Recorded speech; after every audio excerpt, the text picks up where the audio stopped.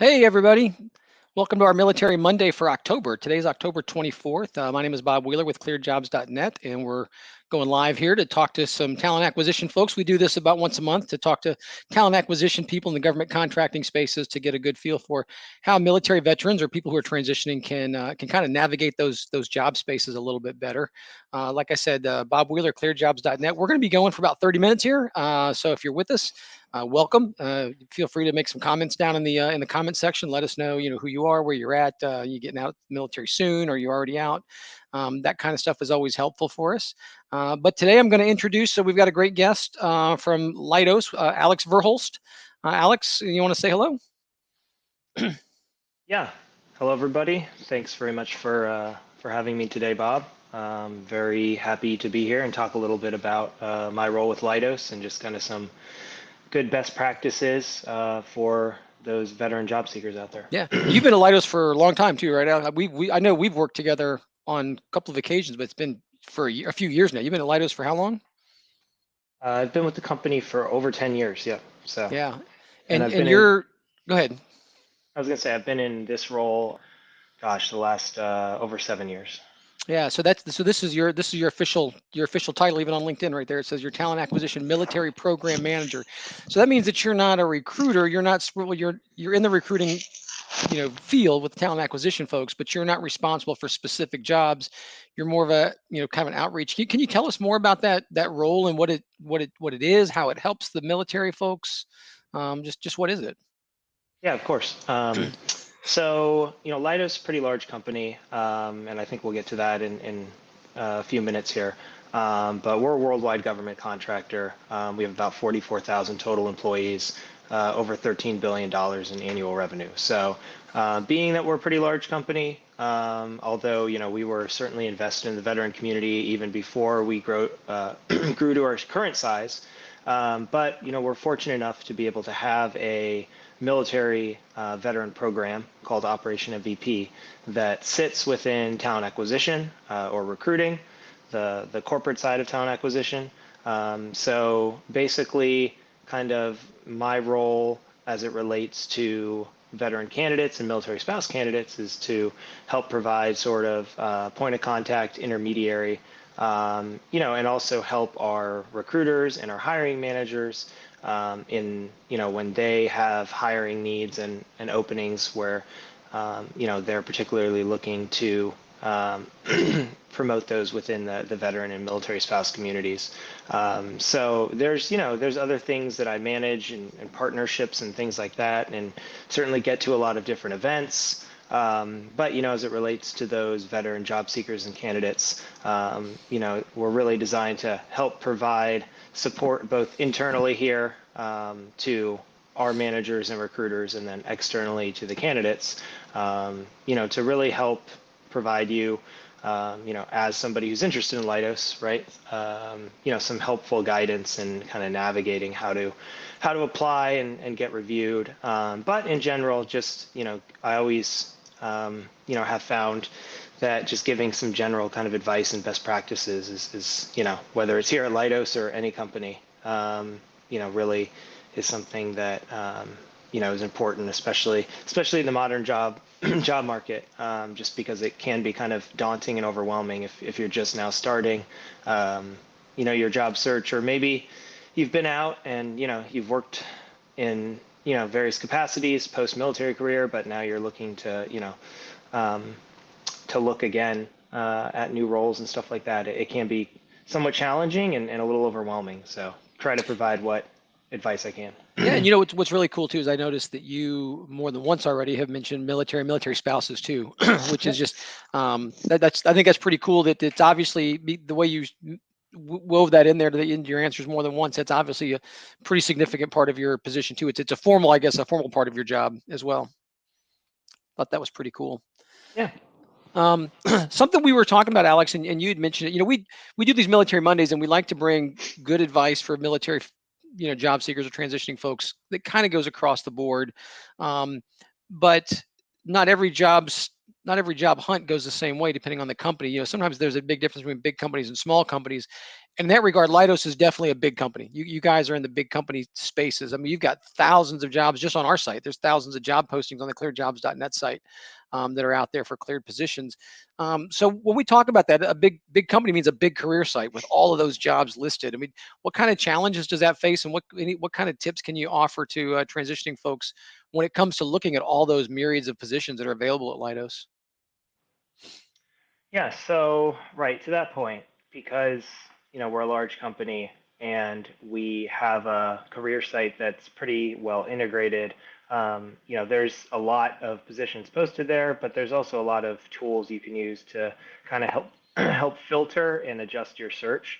Um, so we're usually around, depending on the number of maybe programs that we are pursuing or something like that, we usually have somewhere between like 4,000 and 5,000 positions posted. With that in mind, what I try to recommend is to try to focus. If you're navigating our career site, and this really goes for any large company, but try to focus on some of those larger qualifiers in kind of the filter area. So the way our career site is designed is on the left-hand side, you'll see a bunch of different filters. And then on the main page, you'll see all of our career postings listed. So I say kind of the larger qualifiers, and I would classify these as things like location, security clearance, even to some extent the like telecommute status. These are qualifiers that can help really narrow down the number of positions you're looking at. And then after that, I would recommend looking at like the job category. Main reason being at our company at Leidos, we have a lot of different job categories that you can potentially select. And unless you are really looking at something very like niche, it certainly is going to help to do a search or a filter based on things like location and security clearance first. And our site will allow you to select different different clearance levels, different locations, city, state. So you can have different types of searches that you're using. And then from that, right, once you have developed a search and you're getting results that are actionable, meaning that they're results that you meet the qualifications for, and also you're not getting so many results that it's just kind of pointless, right? Because if you're doing a search like this and you're still coming up with 100 different 100 plus openings, right? It's what's really actionable about that. So try to get it down to an actionable number, and then you can create a job alert that will email you anytime positions come up meeting that criteria. So that's usually what I recommend is, the hard work is kind of getting everything set up, right? But once you have that developed and you can create an alert, then you can just get emailed, every morning, and you can receive updates on, what positions with Leidos that have matched your criteria have opened. And just one thing really quick with that, I would also really recommend you have an email address specifically for your job search. This is obviously helpful when you're providing it to employers, right? Have an email that has like your first and last name, right? Don't use a personal email, and that maybe has a clever catchphrase or something like that. Just keep it simple and professional. And this is also really helpful too, because if you're starting to sign up for job alerts or you're starting to interact with companies and representatives, it's just good to have like a professional email address and one that you're specifically using for your job search. That way you can kind of compartmentalize and things don't get lost with your with all the junk mail we all get through our normal emails. So I would really recommend that too for both those reasons.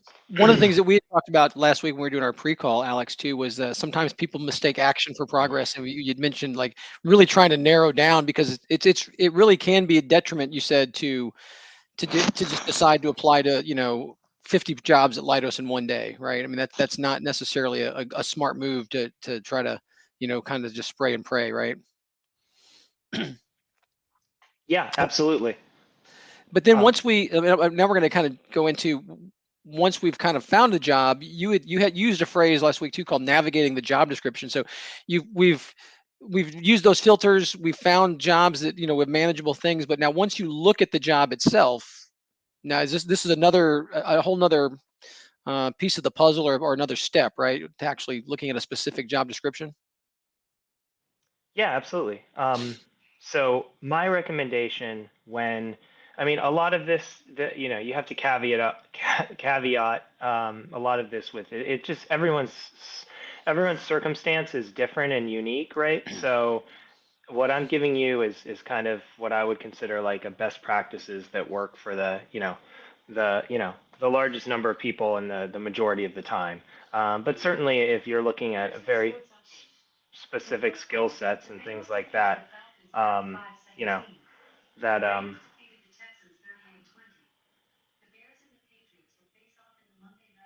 that can adjust that. But what I was going to say with that is when you are looking at um, those job descriptions that you've identified, like to your point, Bob, is to be able to focus on the kind of there will be a section, right, for mandatory minimum qualifications, job requirements, what have you, and really just to focus on those when you're kind of sifting through the job descriptions. Um, because, at the end of the day, right, like the qualifications are going to be what you need to show and clearly articulate how you meet in your resume and your application. And although, again, like every company's different, every program's different. Some invest a little bit more in position descriptions than others. But if I'm being honest with you, a lot of what's in a job like duties and responsibilities is fairly cookie cutter. Sometimes it's taken directly from a statement of work Hmm. from a contract, like literally copied and pasted. So while it's great to go in there and say, look at all this, great stuff that this job entails, the reality is that any job is going to kind of like once you get into the position, what you're actually doing day to day doesn't always directly align, right? Certainly for positions with our government customers, right? It certainly has to align with what's listed. But there's always going to be right additional duties and responsibilities, and your role with any company or any program may grow. So my whole point in that is don't get too hung up on reading through every line item in the duties and responsibilities for a position, and then getting to the point where you feel like, okay, this is perfect, and then you get down to the job requirements, and it's requiring something that you don't have, right? It triage positions, especially if you're looking at a large number of positions, right, and you're just trying to kind of sift through them. Look at those job requirements, the skill requirements, the degree, the clearance requirements. Make sure you can meet them. Make sure you're able to clearly show in your resume how you can meet them. And if all those answers are yes, right, then apply. Because here's the thing, right? Like even if you aren't entirely sure if it's a job you want, and Bob, we talked about this Yeah. in the pre-call. You're not required to make that decision pre-applying. And one thing that I try to steer people away from, and this is not unique to necessarily veterans. It's a lot of job seekers, right? You want to just kind of feel confident that that you're spending your time submitting an application, wisely, and that it's something that you would want to do. But again, the reality is you're going to talk to a recruiter, you're going to talk to, the hiring manager, you're going to have an interview process, you're going to learn more about what the exact nature of that, position and program is, and you'll learn a lot through the process that's going to allow you to make a decision whether or not you want to accept the job. So don't get too hung up on, determining, okay, is this 100%, my dream job up front? Especially in our field, right, with the number of openings we have and the number of, hires that we make. I would kind of steer you towards focusing on meeting the qualifications for the position, and then again, allowing that you don't have to make that decision up front, right? The decision about whether or not you accept a job doesn't need to be made until an offer is presented to you. And that's kind of farther down the line Yeah. as far as the process goes. And that's so important too. Like you'd said, that we got to remember that when you're doing those interviews, you're interviewing both, and not only can you learn more about the job there, but just because you get that far doesn't mean you necessarily have to accept it. Something else that you had mentioned was that sometimes you can end up in a process, especially at a company like Leidos, when there's so many positions, where a position that you might have applied for or put your name in the hat for, a recruiter or a hiring manager might actually think you might be a better fit for something else. Maybe you didn't even see that was on there or out there. Um, or you might even come in second place in the interview, for example. You call it kind of a second place thing where they say, well, we didn't hire you for this, but we think you might be great for that. Any more tips on, or just not necessarily tips, but just comments on the fact of how often does that really happen? Are there times where someone's applying for one thing and they kind of end up someplace else, thanks to the recruiter type thing? Yeah, absolutely. My best advice with that is just, keep in touch and don't feel like, you know, there's obviously like a fine line, right? But don't feel like you're, bothering somebody, right? As far as like a recruiter or hiring manager. If you get to the point where somebody from, our organization, right, has taken the time to speak with you, especially if you've gone through a formal interview process, right? There was interest, right? So if you find another position that's similar, or even just following up with that recruiter and that hiring manager, because um, to the point you just made, Bob, and to what we spoke about in our pre-call is that, oftentimes, right, if a position opens that has similar qualifications to another position, or downright, the same qualifications, if I'm a recruiter recruiting for specific requisitions, the first place I'm going, to are individuals that, basically finished runner up, right? Maybe somebody was qualified, just not best qualified for a role, but something else comes up that's very similar, or nearly exactly the same in qualifications.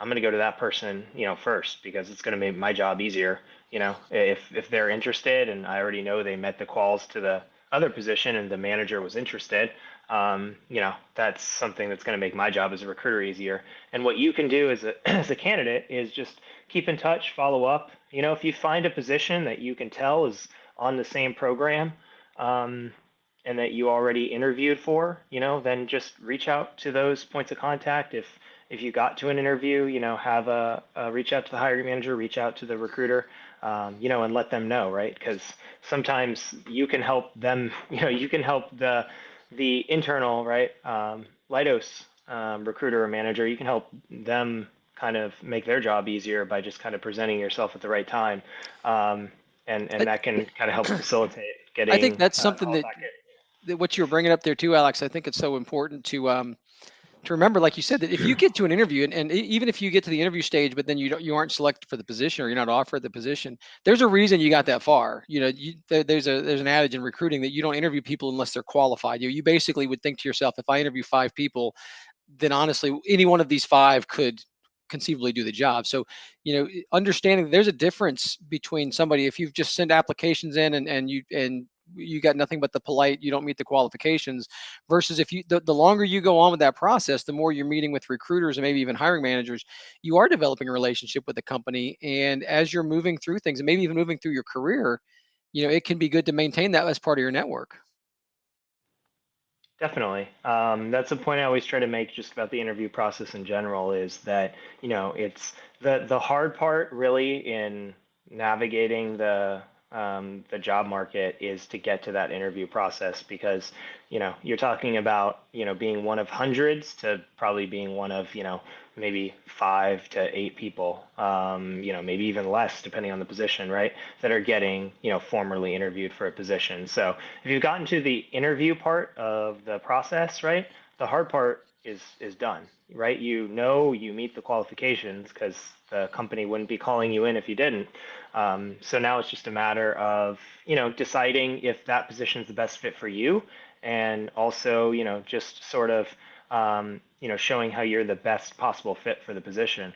But exactly to that point is that, once you're kind of at that interview process, you've gotten, even if again it's maybe a little disheartening if you're not selected, right? But at the same time, you've got a lot, you're in a lot better position, than, if you just have several applications in and you've never heard Yeah. anything, right?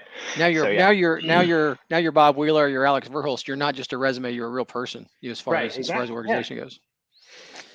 Um, we're about not quite halfway through a little discussion here, but something that we were going to bring up anyway. We're going to talk about geographic issues. One of the things that we were going to talk about was things outside of Virginia, D.C., Maryland, because as far as the cleared spaces go, there's tons of work there, and Leidos is no exception at all to that. You guys have got tons of work in that area, but you've also got things that are outside. And I'm going to bring up. We had a I had an actual question that came in from Daniel, looking for advice on remote work for cleared positions. So I just wanted to kind of throw these two things together, as far as whether it's remote work, or whether it's or whether it's the geographic issues that maybe you're coming out of. Maybe you're stationed in Korea, like for your last duty station, you're looking for a job in Huntsville, Alabama, or something like that. Um, is that the kind of thing that you, as a military liaison at Leidos, can help out with? Definitely. So to the question that was just asked, I would say that positions that are going to require clearance, or that are, working in a classified setting, you're not really going to find those that are full-time remote positions, just because the nature of the work, right? So at best, what you may find is maybe a hybrid type role, where you're going into a classified, building or facility, and working in a cleared capacity for maybe part of the week, and then working remotely. But to be honest, in general, I would say they're kind of mutually exclusive, right? So if you're looking to leverage your clearance, you're probably not going to find a position that is remote, and certainly full-time remote, right? Because we're not going to really have the ability for you to work in a classified environment from your home. So those are just things that, again, you kind of have to decide what's most important for you in your job search. And, if it's making sure you maintain your security clearance, then you're probably going to need to, make sure you're reporting to, a government site, or, military site, for your job, basically. But if it's, the flexibility of working from home and stuff like that, then, and that's more important, then it may be something where, you make that decision and you decide that your clearance, is okay to lapse. One thing, just along the lines of that, if you are in the process of transitioning from the military and you're not sure, I would always caution you to, be in a role where you're leveraging your clearance, and then sort of over time in your civilian career, kind of migrate, either, away from that if you choose to, rather than doing the inverse, because I have certainly seen a lot of cases where individuals maybe go into a role where they're not utilizing their clearance, and then they'd like to get back into the, supporting intelligence work, or just supporting work in a cleared capacity, and you no longer hold that clearance. So just kind of keep that in mind. But again, these are all kind of things that you may, and these are things you may not know, and that's kind of my point too when I was talking about not having to make the decision, right? Even if you have a clearance and you're not sure if you want to do a remote type work, or be able to maintain your clearance, right? Consider both types of positions, right? And maybe as you go through the interview process and the potential hiring process, you'll determine that like this position, it's going to be worth it for me to commute into a to a built, government site every day, or this position, it's going to be worth it, knowing that my clearance may not be able to stay active. One kind of best of both world scenarios is if you're in the Guard or Reserves, and you're in a, an MOS that allows you to keep your clearance. That way, you don't even have to worry about that. And Bob, really quick to your point, regardless of where you are in the world, in the country, especially if you're, transitioning out of the service, and you're going to be able to get, your relocation either partially or entirely covered. There's certainly no issue with kind of doing the relocation piece of it. There's even sometimes potentially positions that offer relocation assistance. These are somewhat rare, but there are some sites. I'll give you a good example. There's a program we have in West Virginia. kind of by West Virginia University, where we look for individuals with IT backgrounds at the secret and top secret level. And they do offer a little bit of relocation assistance for that program. So some locations where we just don't necessarily have that large skill set population already there. But a flip side of that, right? Like Fort Meade, Maryland, or something, you're not going to really see any relocation assistance there because there's just such a large number of individuals there, whether in the contracting community or separating and retiring from the service, that we can draw from. So it just kind of depends, but certainly if you're able to cover that relocation, or the military is able to cover it, then there are zero issues with you looking for positions really anywhere in the world, honestly, regardless of where you're stationed or transitioning out of, or currently residing. Got one more question for you, Alex. It's just came in. I'm going to throw it over. I did see if you have anything. Somebody was asking average number of months out from transition to be able to start work for most jobs. So basically, the reason I bring this up. This is a pretty common question, and I imagine you probably get it quite a bit as well. But it's common because people just don't know, and they don't want to waste their time, but they also don't want to be too late. So when it comes to um, let's take it from two ways. There's when should they start talking to people like you, Mhm. and when should they start expecting conversations to really pick up steam? You know what I'm saying? I think there's a little bit of that might be two different answers there. Yeah, absolutely. So, what I always recommend is when you're ready to start your job search, that's when you should start it. There's not like a specific timeline for beginning to engage with representatives from companies, getting out to events, talking with people, because I kind of mentioned this earlier, right? But when you're collecting information and speaking with representatives from companies, right, a lot of times that's, you're just gathering information to follow up with yourself.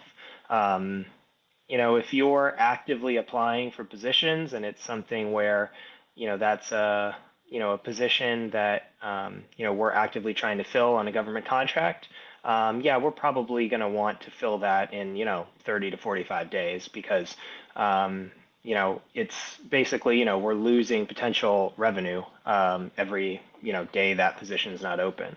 And certainly there's a willingness to wait a little bit of time.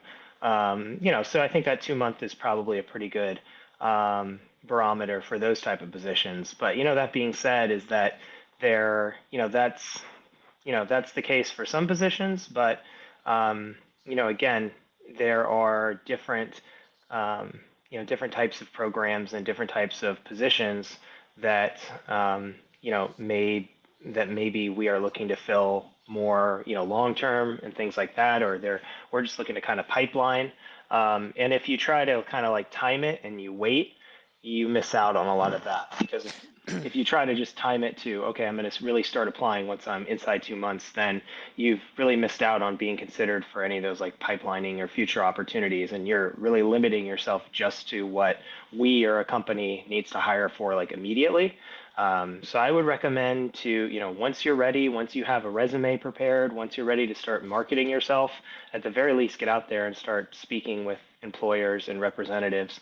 And you can always put your availability in your resume. You can always lead with it. So that way, you don't feel like you're wasting your time or anybody's time, right? And if you're speaking with somebody and they're only interested in hiring people that can start ASAP, then so be it, right? But as long as you kind of lead with that or have that in your resume, then there's no issues with starting, far earlier in the process than that 2 month time frame. Yeah, I've been talking to recruiters and folks like Alex for years now, and one of the things that I really like military veterans to understand is that there really is very few blanket answers across the board. That things can be different from company to company. They can even be different from position to position in the same company.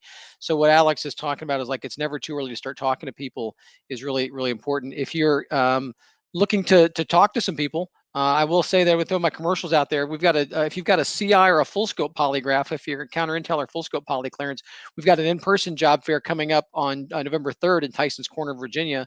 And then November 16th, we have a job fair that's a virtual job fair for all clearance levels. So it's, those are different events. One's in person, one's virtual. Lots of companies are going to be there, to include Leidos. Leidos is going to be at both of those.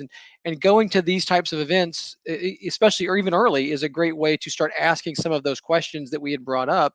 Um, and you can ask, don't be afraid to ask the same question of different people. Don't think that just because you got the answer A from one company, that's going to be the answer for everybody. You know, and you can even look pretty smart by saying things like, what's it like for this program or for that program, or maybe for location to location. If you're interested in learning more about the job fairs, you can just go to ClearedJobs.net. We've got a job fair tab right there, job fair list. It's cool to know too that if anybody who registers, your resume goes to every company that's going to be there. And I love Alex's comment there about you could put your transition date inside your little summary that says, instead of leading in with the fact that you're a servant leader or that you've got, good conduct medal, the important stuff is you can say that you've got this kind of a clearance and you're available, in January of 2023. And that's the kind of thing that recruiters will be more than happy to, that's good information for them. That's definitely good information for them. So we're running up to the end of our 30 minutes here. This is Alex's LinkedIn you can find him on LinkedIn. Alex, you want to say anything before we let everybody go here? Probably just kind of finish with this, something I like to just kind of always kind of impart on anybody that I get a chance to talk with. But keep in mind that there's a lot of tools, and there's a lot of programs, military program being one, that are designed to help you as a job seeker. But really, like, no one's going to be able to be more invested and care more about your job search and your career search than you, right? So take advantage of the resources that a company is providing you. Take advantage of just that overall networking that you've done and are continuing to do with employers and points of contact and things like that. But just kind of keep in mind that no one's gonna be more invested than you, right? So and it's a moving target, right? So if you're using certain, like, tools and you don't seem to be progressing, right, then try to switch it up, right? If so we're back to doing in-person events like Bob mentioned and things like that. So you can try different avenues, right? Maybe if the online piece of it you feel like you're getting frustrated with, try to engage with some employers in person, right? You can mix it up. You can try different things. Especially as a veteran, there's a lot of resources out there for you as a veteran job seeker. And there's different paths you can take. It's not a one-size-fits-all approach. It's not just I apply, my resume looks good, now I get contacted and I get hired, right? There's a lot of different approaches that can lead to you, taking a role with any company. So, just keep invested in your own kind of career search and path forward, and also, take advantage of any and all resources that are available to you, because again, it's not always just one thing, right? It can be several different things, that will lead you to, your next kind of path, and your next position in your career. Yeah. All right. Well, thanks everybody. So we've got we're gonna let everybody go. Like I said, you can find Alex on LinkedIn. You can find me, Bob Wheeler, on LinkedIn, ClearedJobs.net. And other than that, we're gonna hope everybody has a great rest of your Monday and great rest of your October. And we're here for you. ClearedJobs.net. Join us for our job fairs. Bye bye. Thanks, everybody.